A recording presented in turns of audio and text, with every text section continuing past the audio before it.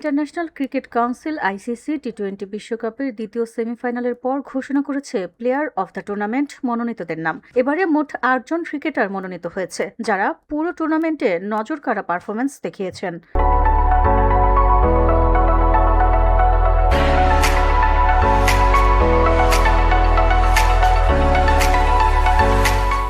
ভারত ইংল্যান্ডকে মাত্র 7 রানে হারিয়ে ফাইনালে উঠেছে। আগামী 8 মার্চ আহমেদাবাদে নরেন্দ্র মোদী স্টেডিয়ামে মুখোমুখি হবে New Zealand. Will Jack 4 bar match সেরা, ব্যাটে 226 রান, বল হাতে 9 উইকেট।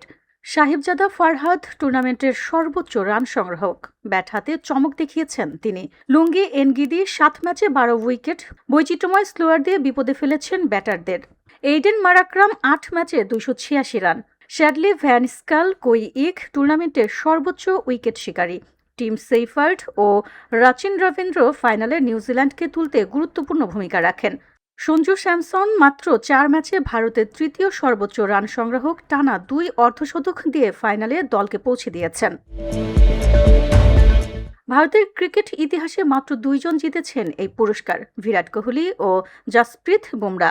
প্রশ্ন এখন, সঞ্জু স্যামসন কি যোগ করবেন তৃতীয় নাম? ফিওডি বাংলা নিউজ ডেস্ক।